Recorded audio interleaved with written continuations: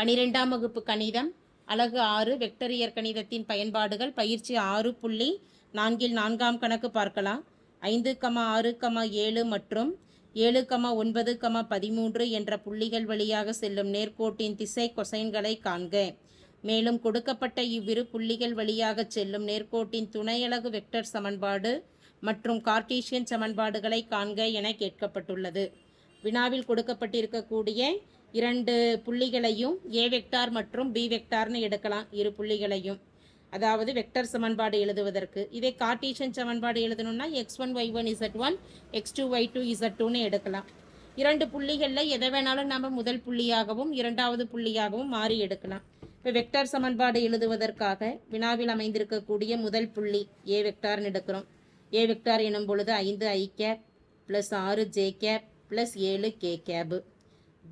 B vector என்பது 7 i cap plus 9 j cap plus 13 k cap. இது போலவும் எடுக்கலாம். அல்லது முதல் புள்ளியை பி வெக்டார், இரண்டாவது புள்ளியை ஏ வெக்டார்னு எடுக்கலாம். பி வெக்டார் என்பது 5 i cap plus 6 j cap plus 7 k gap.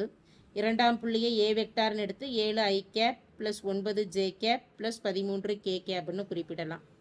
இந்த இரண்டு புள்ளிகளில் இருந்தும் b மைனஸ் ஏ என்னன்னு கணக்கிடலாம். b மைனஸ் ஏ கணக்கிடுறோம். முதல் புள்ளியில் b vector minus A vector எனும் பொழுது 7i plus 9j plus 13k minus ஏ வெக்டாரின் மதிப்பு 5i plus 6j plus 7k.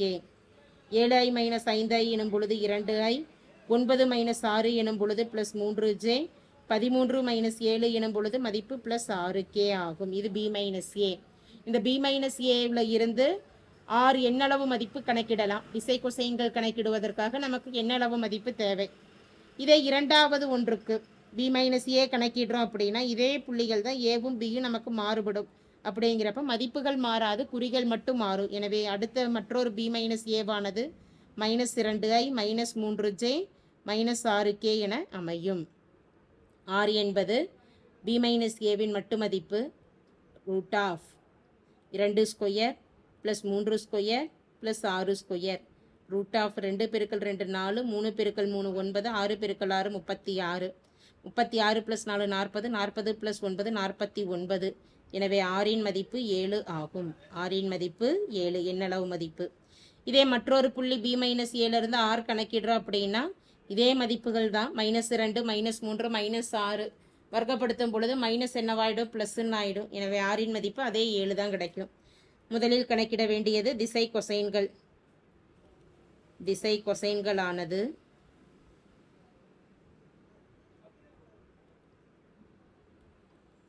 x by R, y by R மற்றும் z பை ஆர் மதிப்புகளை பிரதியிடலாம்.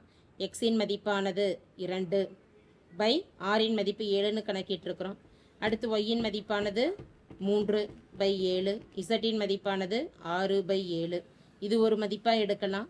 அல்லது எக்ஸின் மதிப்பு minus 2 by 7 minus 3 by 7 minus 6 by 7 என்பது திசை கொசைன்களாக அமையும்.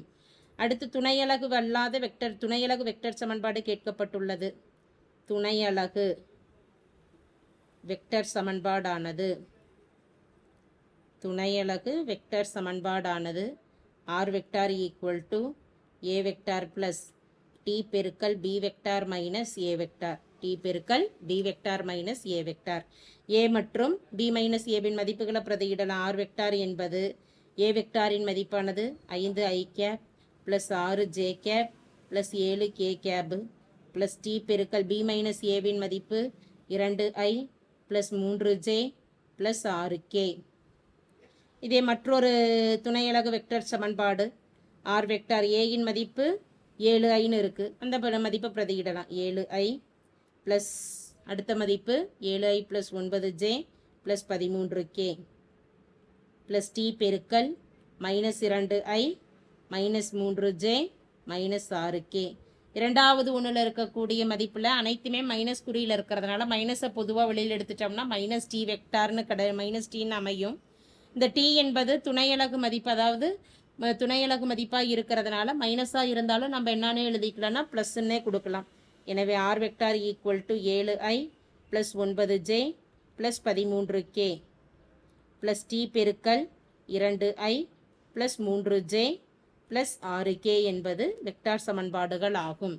கார்ட்டீசியன் சமன்பாடு, 2 புள்ளிகளை உடைய Cartesian சமன்பாடானது x minus x1 by x2 minus x1, y minus y1 by y2 minus y1, z minus z1 by z2 minus z1. x1, y1, z1 என்பது முதல் புள்ளியானது 5, 6, 7. அடுத்து x2, y2, z2 என்பது 7, 9, 13. 7, 9, 13. x minus x1 இன் மதிப்பு 5 by x2 என்பது 7 minus 5. y minus y1 இன் மதிப்பு 6 by y2 minus y1 9 minus 6. z minus z1 இன் மதிப்பு 7 by z2 13 minus 7. x minus 5 by 7 minus 5 இன் மதிப்பு 2. y minus 6 by 9 minus 6 இன் மதிப்பானது 3. z minus 7 by 13 minus 7 இன் மதிப்பானது 6. இது ஒரு மதிப்பு, அதாவது இது ஒரு கார்ட்டீசியன் சமன்பாடு. இதே மற்றொரு புள்ளி x2, y2, z2ங்கிறது அதே மதிப்புகளாக தான் நமக்கு அமையும். x1, z1, y1க்கு பதிலாக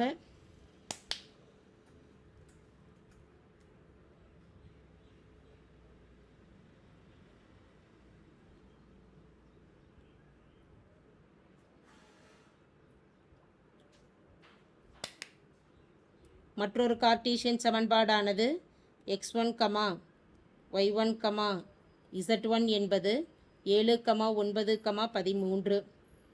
x2, y2, z2 என்பது புள்ளிகளை மாத்திரம் 5, 6, 7. x minus x1 7 by y2 x2 minus x1 5 minus 7, y minus 9 by 6 minus 9, z minus 13 by 7 minus 13.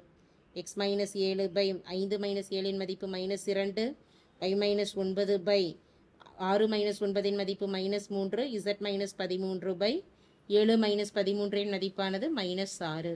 இந்த மைனஸ் ரிமூவ் பண்ணிட்டு அனைத்து மதிப்புகளுமே ஒரு மைனஸால் பெருக்கப்படும் பொழுது +2, +3, +6ன்னு கொடுக்கலாம். இதுவே தேவையான கார்ட்டீசியன் சமன்பாடுகள் ஆகும். தேங்க்யூ.